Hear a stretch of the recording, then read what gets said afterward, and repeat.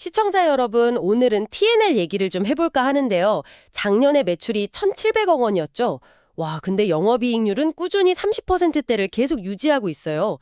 특히 그 상처에 붙이면 진물 쫙 빨아들이는 거 있잖아요. 하이드로콜로이드 소재. 이걸 국내 최초로 국산화한 아주 기술력이 탄탄한 회사죠. 정말 대단한 성과 아닌가요? 네, 그 숫자 자체는 분명히 대단합니다. 1998년에 설립돼서 쭉 쌓아온 기술력은 당연히 인정해야 하고요. 하지만 올해, 그러니까 2025년 전망은 이게 마냥 밝지만은 않은 것 같습니다. 아, 역시 그 미국 수출 문제 때문이시군요. 네, 맞습니다. 미국 수출 비중이 무려 70%나 되는데 아시다시피 지금 관세 문제가 좀 불거졌잖아요. 이것 때문에 올해 목표했던 20% 성장은 사실상 어렵다. 이게 지금 시장의 중론이거든요. 그리고 1분기에 미리 수요를 좀 땡겨 쓴 측면도 있고요. 또 주요 고객사인 C&D, 그 미국의 대형 유통 파트너 말입니다.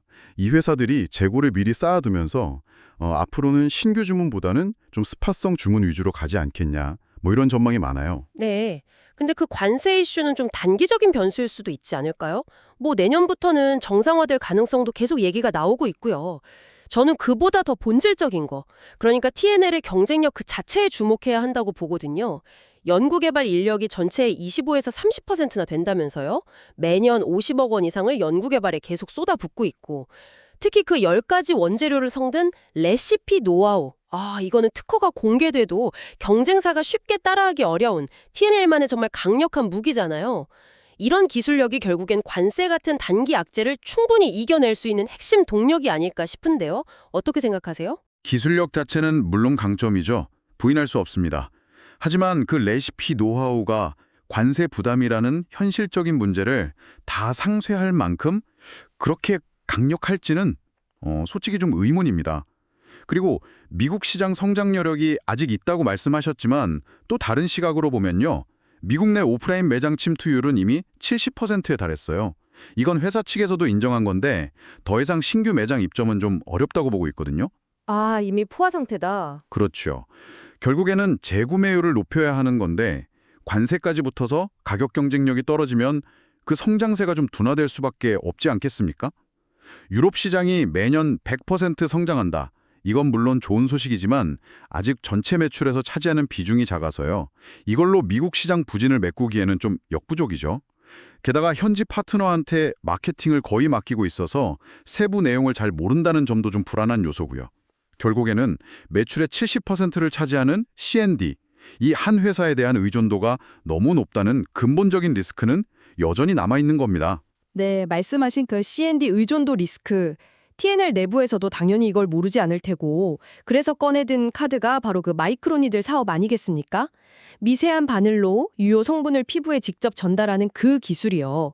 지금은 기능성 화장품 먼저 판매하고 있지만 궁극적인 목표는 주사기를 대체할 의약품 개발이고, 이게 이르면 2028년 출시를 목표로 하고 있으니 잠재력은 정말 어마어마하죠. 의약품이요? 네.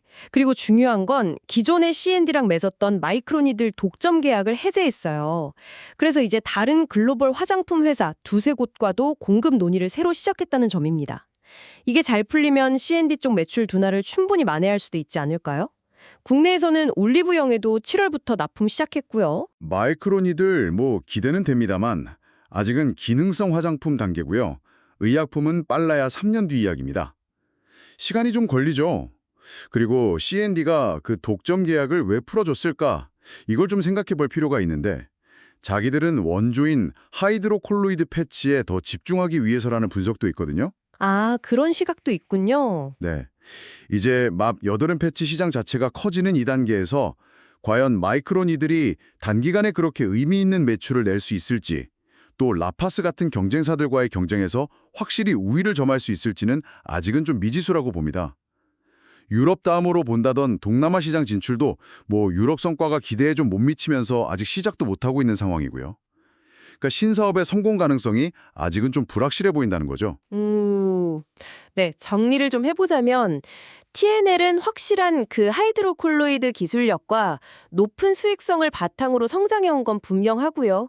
단기적으로 관세 문제라는 변수가 있지만 여전히 미국 시장의 낮은 침투율이나 유럽의 고성장세, 그리고 마이크론 이들이라는 새로운 성장 동력까지 고려하면 장기적으로는 꽤 긍정적인 그림을 그려볼 수 있다. 이런 말씀이시군요.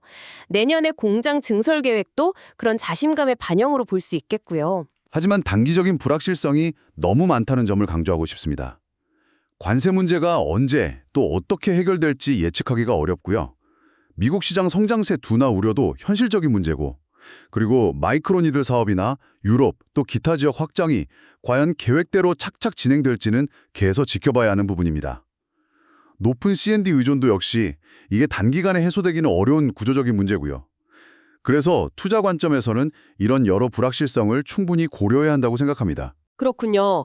그럼 마지막으로 시청자 여러분께 질문을 던져보죠. TNL의 핵심 경쟁력이라고 하는 이 배합 노하우, 이것이 과연 특허 만료 이후에도 경쟁사들이 정말 넘볼 수 없는 깊은 해자, 그러니까 경제적 방어벽이 계속 되어줄 수 있을까요? 아니면 지금처럼 안정적으로 수익을 내는 핵심 사업, 이 하이드로콜로이드에 더 집중하고 내실을 다지는 것이 오히려 더 현명한 선택일까요?